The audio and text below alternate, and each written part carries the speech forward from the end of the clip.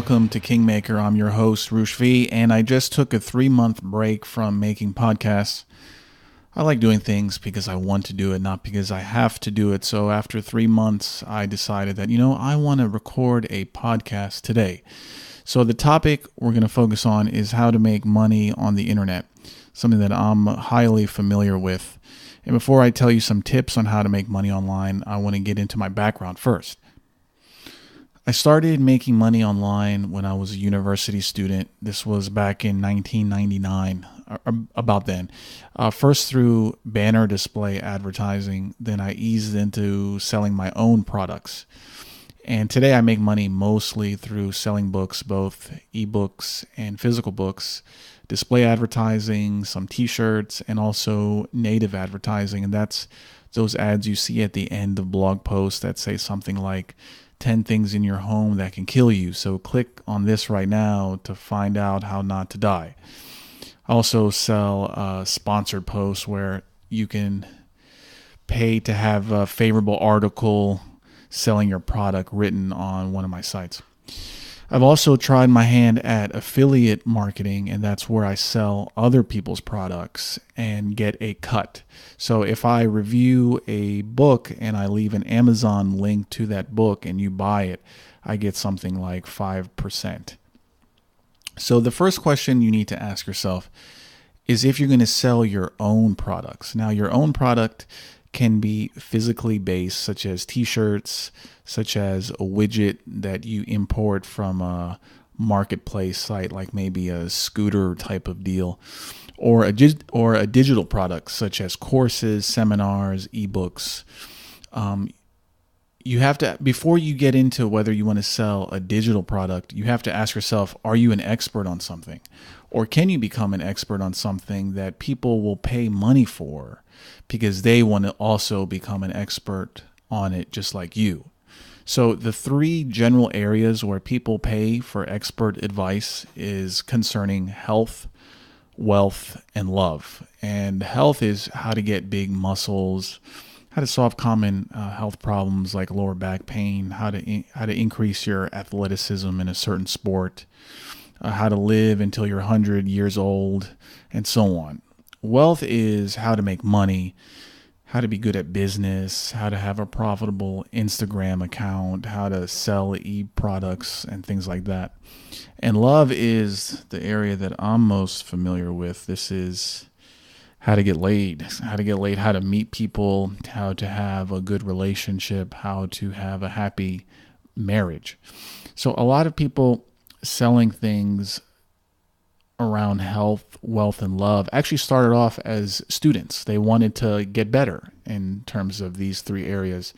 So they gained a lot of knowledge. People started asking them for advice, and then they thought, hey, maybe I can package my advice into a book or some other type of product and then sell it. And that's actually what I did. So I just started to get laid in Washington, D.C. back in the day because I just wanted to have sex. And then I would share some things I was doing on a site I had. And then some people started asking me, hey, Roosh, I like your advice. It works. The things you share, I've done it and it helps. Why don't you package this? Why don't you write this into a book? And I did that in 2007. That was my first book, Bang. So it kind of happened accidentally, and I think this is common for people who turn their passion into their work. One thing to understand is that the people who teach things are not naturals at those things, because if they were, they couldn't explain it. Because if you are a natural at something, usually you can't explain it. If you go up to a good-looking guy who's really good with girls and he's been good with girls since he was young, and you ask, what do I do? He's probably going to give you really basic advice, such as be yourself, be confident, make a joke. I mean, that stuff, yeah, that's what he's doing. That's what he thinks he is doing. But there's a lot of subconscious things that he's probably doing. And for a guy like me who had to learn how to be good with girls through a manual way, through a logical way, a logical path, I can explain it because I had to logically internalize all these all these moves that I did. So the guy who's not a natural can actually teach it better than a natural. The second way to make money online is to sell other people's products. And the main way, I think one of the most common, is to have a website and then allow for display advertising. And this is where other companies advertise their products or brands through the display ads. And these can either be based on the amount of impressions, views that are served. Usually the industry term for that is CPM, which stands for 1,000 banner views. So if you hear a rate saying that this website gets $5 per CPM, that means for every 1,000 times a banner on that site is loaded, every 1,000 times, that means that the website owner gets $5. So this, obviously, now you need a lot of hits in order to make a lot of money from display advertising. You can also go the cost per click, and that means that you only get paid when the web user clicks on the ad that they see. And the most common player in that area is Google AdSense. Now, you could get as low as 5 cents per click, which isn't a lot. You rather have a CPM based model in that case. But if you have a really specialized niche, such as maybe law, and then the guys advertising on your law blog will pay maybe $10 for a click that leads to a new client. So people who operate on the cost per click model usually go for a niche where the advertisers are really willing to pay a lot to get a potential lead. If you don't have a highly specialized niche that has high cost per click revenue, then you're going to need a lot of page views. And so this is how we have that clickbait and outrage culture where, Huffington Post posts an article where they offend everyone. They offend anyone with normal standards and morals. And then everyone's like, look at Huffington Post, they're horrible. But at the same time, you're saying how horrible they are, you're going to their website, and those CPM ads are being shown. So, even me, I've done that with Return of Kings, because the more I angered people, the more people would come to my website and the more money I would make. But you get into a problem where if you anger people too much, they start to complain to your advertisers and they start to attack your site through like a DDoS, where they flood your site with fake traffic. So there is a limit on how much you can outrage people. And then once you pass that, you actually make lower money. Another way to make money selling other people's products is through commissions on sales.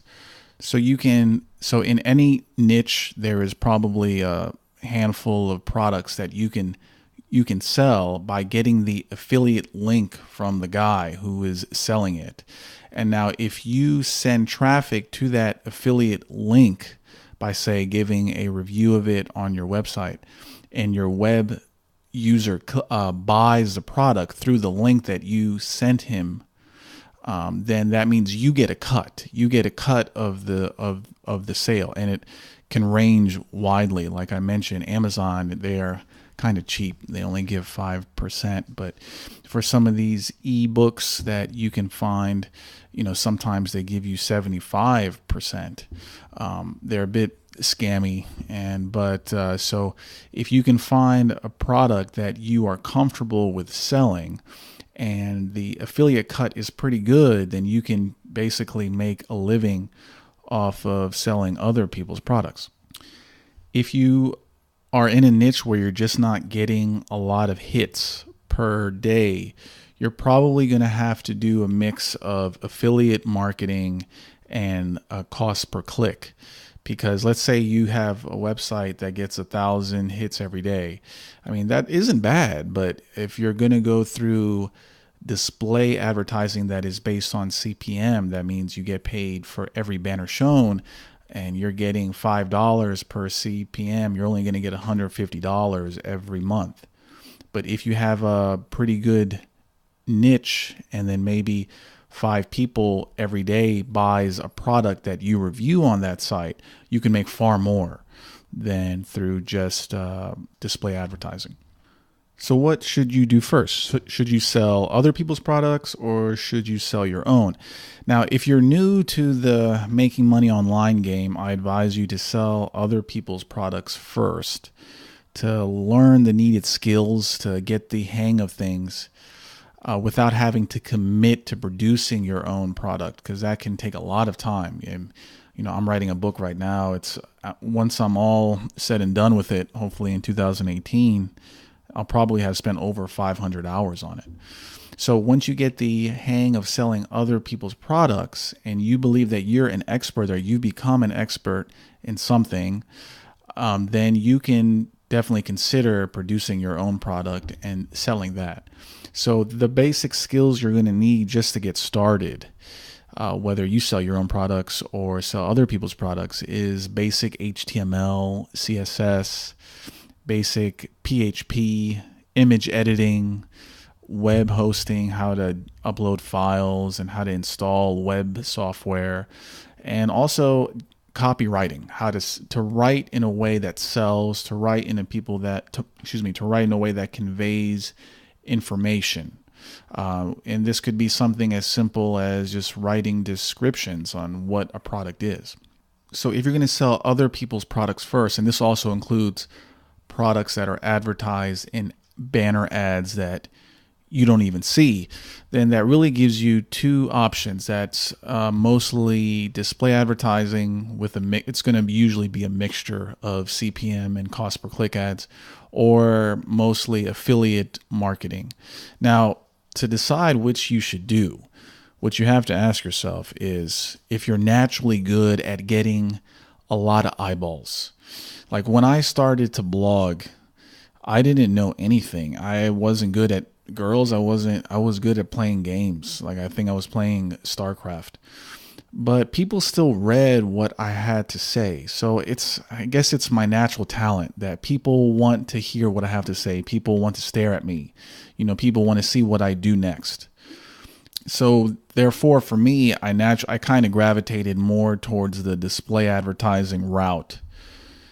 But the thing is, most people are not good at this. It's hard. It's hard to get a lot of people to read you, especially now, especially when there's so many options and it's so easy to vegetate in front of YouTube for hours. Why would you go and just, what would cause you to pay attention to someone that is new, subscribe to him, and keep following him?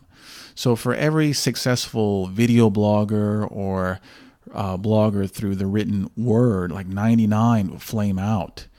So, I don't know what the magic sauce is to really being known. Me telling you how to get big would be like the good-looking guy telling nerd how to get laid. So it's really that, I guess that's my natural talent. So because it's my natural talent, it's hard to tell you how to get a lot of hits.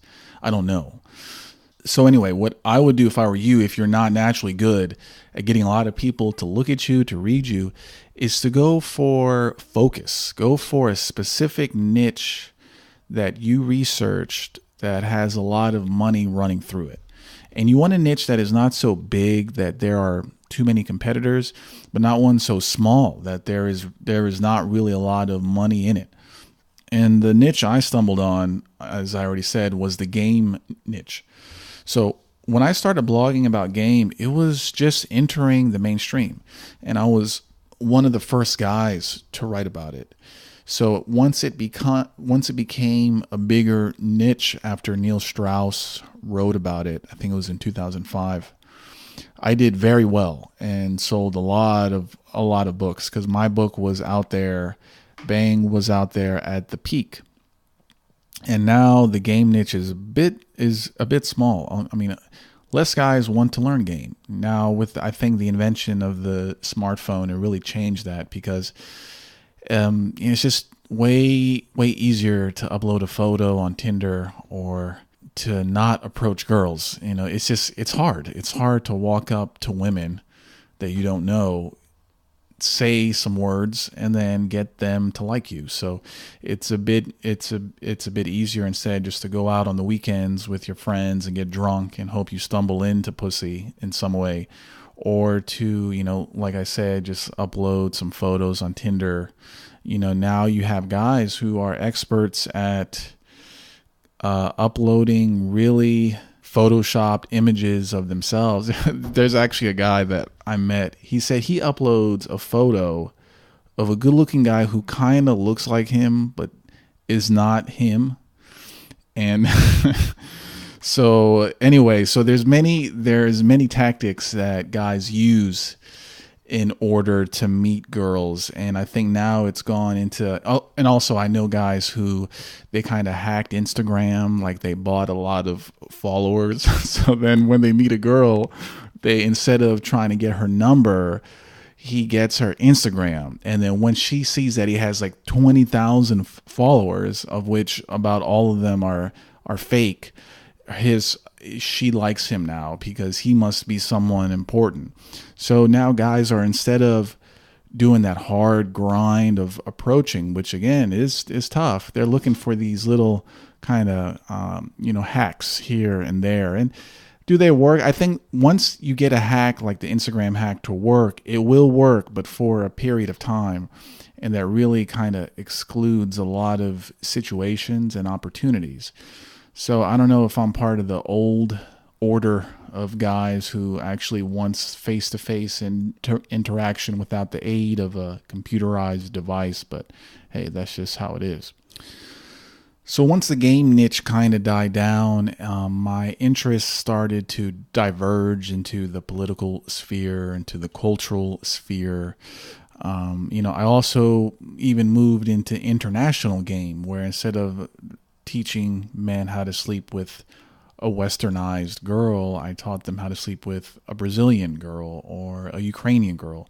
And so once the main tributary of your niche gets a little crowded, then you may have to go to a side creek and have fun in that creek. And then now, from what I've seen in international game, hasn't really been growing, because just as it is hard to approach a girl you don't know, it's also hard to get on an airplane and try to meet women who may not even speak English. So understand that no niche lasts forever. This isn't a set it and forget it type of thing where, hey, I found a niche game, it's great, but yeah, in a few years the environment changes, consumer taste change, consumer behavior changes, and so constant tinkering is going to be needed. And if your niche just dies out, then hey, you're going to have to find a new niche. So let's say that you find a niche and the niche is pretty good, is something that you are interested in. Let's say that it is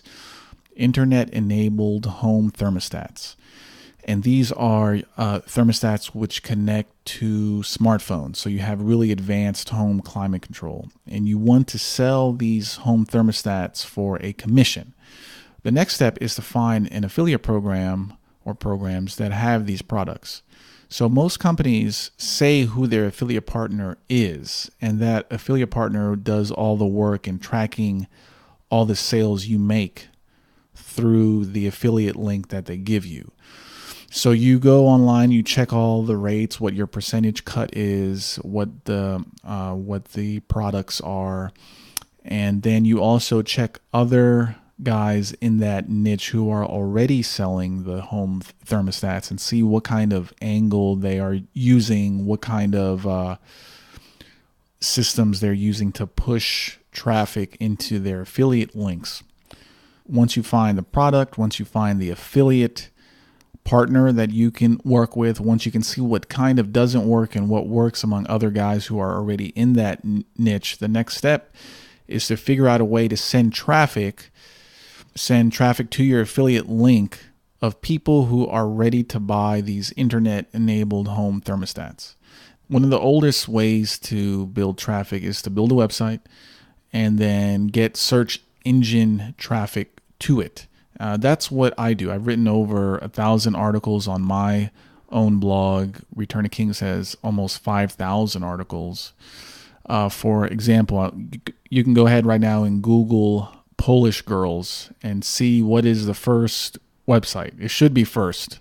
I don't know if Google hates me now and they bumped it down, but I never actually tried to rank, say, Polish girls for number one. It just, when you write about topics and become an authority on it, become an expert on it, other people will start to share it. Other people will link to it, and automatically Google knows, hey, this guy, he must be an expert in Polish girls. So we're going to rank his article first. And at the end of the article, there's a plug for his book.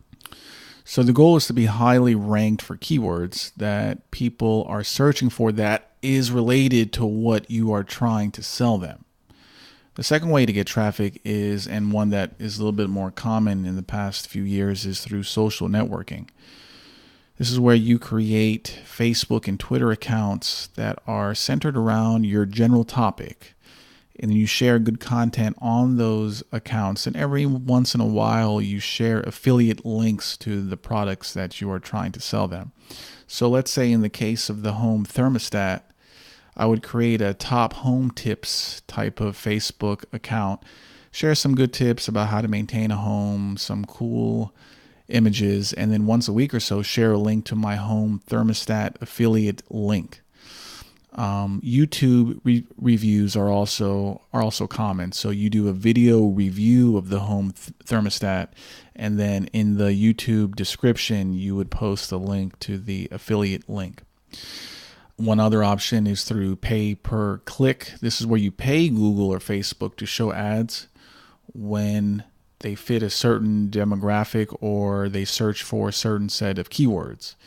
So you can send them directly to your review blog, let's say, and a certain percentage will buy. Now, this using pay per click is the fastest way to get up and running, but it can be very expensive, because you are competing with guys who have computerized systems to rank their keywords and how much they are willing to pay. So, I mean, I wouldn't recommend pay per click unless you really know what you are doing, unless you had a training of some sort, because it can turn out to be like gambling in a casino.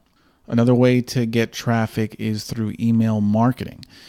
This is the way you can get a collection of emails around a certain topic is by finding a way to send traffic to a landing page. Now, on the landing page, it will say something like, here's my free report to saving thousands of dollars on your home heating bill. And the person is going to be really enticed, and then they enter their email address and you send them their PDF file. But now you have their email address saved. So what you do after that is periodically send them content around the home topic, and then once in a while you share your affiliate link for that internet-enabled home thermostat. Now, many marketers have multiple lists around certain topics like dating, fitness, and they give them feel-good content constantly in a drip-drop type of fashion, and then once in a while throw in a product review that has an affiliate link. Other marketers maybe have a lot of blogs and websites that they have operated for years and years, and gradually they climbed the search engine ranking for certain sets of keywords. And other marketers don't even have any websites or email lists. Instead, they pay others to maybe create a book, and they put that book onto Amazon and get sales from when people search for a specific set of keywords. So as you can see, there's so many ways of doing it. And but the main point you have to understand is to find a niche that you're willing to work with for the long term, at least a year. So, I mean, you want to find a niche where you think you can make money, research that niche, find out what other people are doing, then figure out a way to send traffic to an affiliate link that has a product related to it. And you can send traffic through blogs, social networking, YouTube, you can do emails, pay per click, and so on. once you tap into a good niche and you're making a good amount of cash, you can really multiply your earnings by now selling your own product. Now, that usually to make your own product takes a lot of time, but if you are an expert in the field, in a field, it can really help you get out of the grind of affiliate marketing, which involves constantly looking for niches, looking for new products. You know, maybe one of your affiliate partner, he knocks your earnings down by reducing the product commission and so on. So when you sell your own products, now let's talk about that. That's when you create a funnel. Now, so it can start with you sell a small ebook. Then you sell, after that, an expensive video package, and then you sell an an interview series. Then you sell a membership site where the user has to pay $10, $20 every month to keep getting exclusive access. Now, some people are making serious cash with this funnel concept. Check out my friend in the weightlifting niche, Brandon Carter. He started in fitness for guys. He mostly sold ebooks, but now he sells protein supplements, t-shirts. He does fitness for girls. He has employees. He does business advice. He does seminars. So he's really making a lot of money. One thing to understand is that if your reputation is good, you are the product. If people like you, they'll buy your stuff, even if they don't really need it. I'm sure when I come out with my new game book, there's going to be guys who don't even do game, but they like me and they're going to buy it because they want to see me continue to share articles and books and so on. So if someone likes who you are, once you get into the game of selling your own products, then they're going to buy your stuff. I mean, because I'm sure if you look back on some things you bought on the internet, sometimes you bought something you didn't need, but you wanted to support that person. And the reason you wanted to support them is because you like them. You like who they are. So, for me, a lot of people, they really hate me, and I think maybe millions hate me, but the couple, maybe 100,000 or less that do like me, they are willing to go the extra mile to buy any books that I write and so on. So let's look at two different examples on how this could work. In the first example, let's say that in your neighborhood, you notice these little kids on these new hoverboard things that are kind of like a Segway without the stick handlebar. And you notice that there's not much online about it. So you register a domain, you create a review site, something like hoverboardcentral.com, and you have reviews of these hoverboard products with affiliate links to stores that sell them. And since you're one of the first sites, Google ranks your site very well. And soon, instead of sending your users to other websites that sell them, you decide to import them directly. So you go to AliExpress and then you have your garage is turned into a warehouse of sorts, and then you sell it. And let's say the trend lasts for 3 or 4 years and you bank over $50,000. In the second example, there's like a new app that tries to out Tinder by just getting really dirty. And this is something that I think we are going to see. And this app is called Sex Me Up. And this is where users, instead of uploading a picture of their face, uploads a picture of their genitals. And you have to match based on a genital pic. So guys are uploading a dick pic to be swiped on, and women are uploading a vagina picture to be swiped on. And this is totally sick. I would never use an app like that, but the way our culture is going, I wouldn't be surprised if this actually happens. So it turns out that you love this app and you are really good at being able to decode a woman's vagina on if she's hot or not. I don't know. You can just say it's your natural talent. So you write a 50-page ebook and to explain how you decode the structure of the vagina, and then and then you make a sales page and you start selling it to men who want to be really good at this Sex Me Up app. So you get traffic from advertising. You advertise on Return of Kings and other male websites, and the app is really hot for a couple years, and you bank over $50,000 in sales until the app dies out. So both of these stories, they're just things I made up off the top of my head, of course, but this is how it actually happens. You find a niche, whether it's electronic goods or whether it's sex, whether it's meeting the opposite sex, and then you find a way to give value to people who also want to participate, who want to learn how to be good with girls, who want to have fun on these little hoverboard things. So find things that people want and then try to figure out a way, how can I give people what they want and make some money while doing it, either by being a middleman, getting a cut, or by being the man who actually provides directly what these people want. Once your niche is hot, I mean, the money is just going to come in. But then, like anything, your niche will get cold. Even my game books, they don't sell as well as they used to. And partially it's due to my fault. I haven't really adapted in terms of moving from real life game to internet game, which I know a lot of guys want, but that's just something that I'm not going to become an expert on since I don't do it.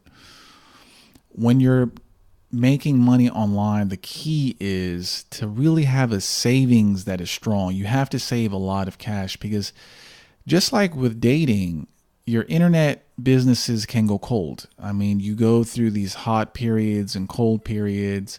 There's times where you're in between finding a niche, and during that time your income is going, you don't have any income. You're having to spend from your savings to create new websites, maybe do some pay per click stuff.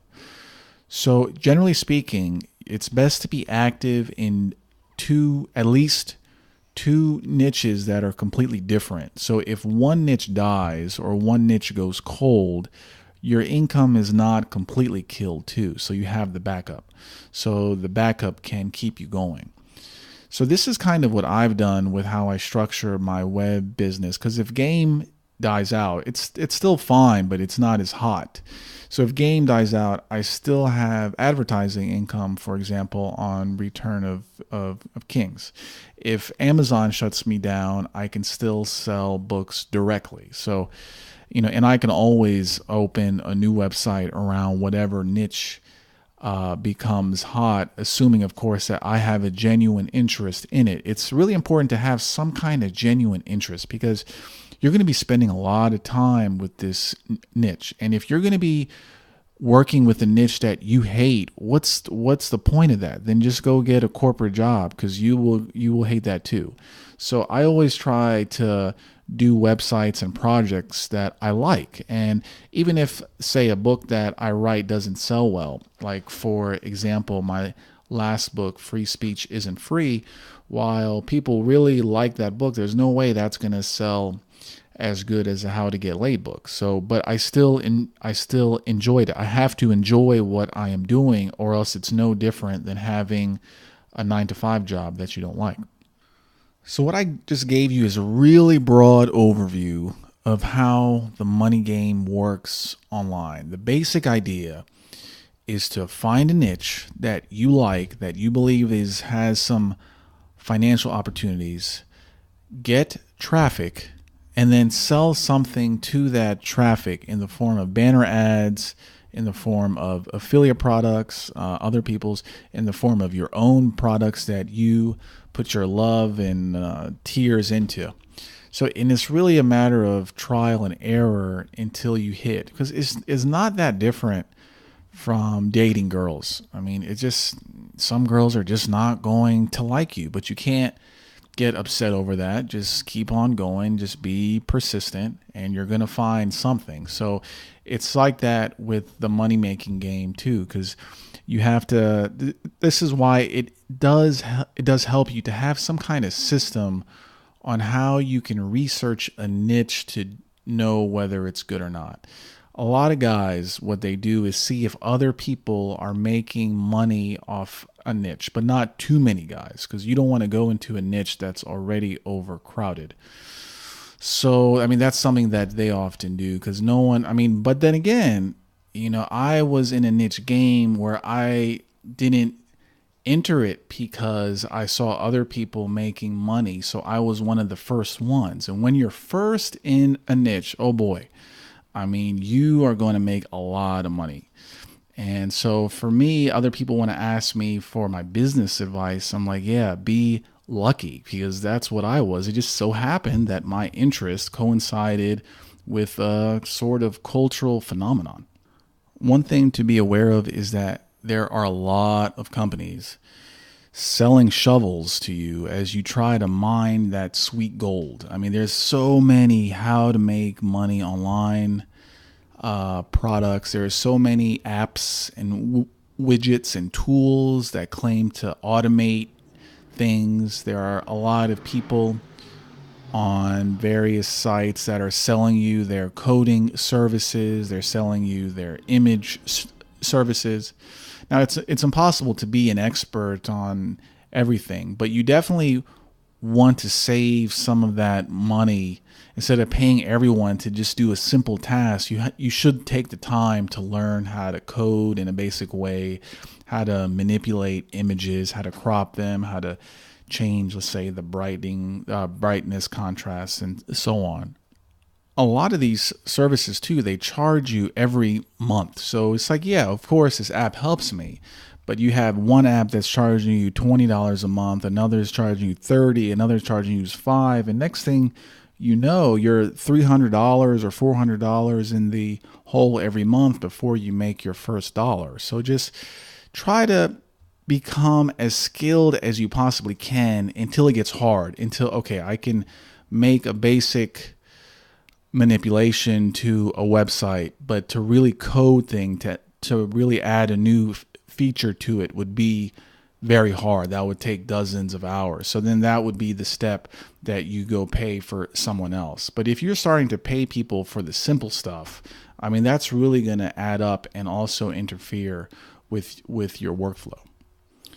So do your homework, take your time, and I wish you the best of luck in making that sweet internet cash, because it is really sweet. I mean, it's nice not to get up because someone else told you to. You get up because you want to. And also you get that extra ability to live anywhere. And yeah, there is a downside to it where you don't have as much social interaction, like that forced social interaction at work every day, where you know you're going to have chats and stuff. I mean, if you wake up alone at 12 o'clock and you stay home all day in front of the computer and just go out at night, it may be a little bit weird. But the point is that if you think that you would like to be more free in your ability to make cash and not be dependent on, say, a single source of failure that you would if you worked in a corporation, then making money online would be a good idea. So good luck with that. If you like this podcast, be sure to leave a rating on iTunes, share it with a friend, or drop me an email at roosh@rooshv.com to let me know about your experiences with making money online. Until next time.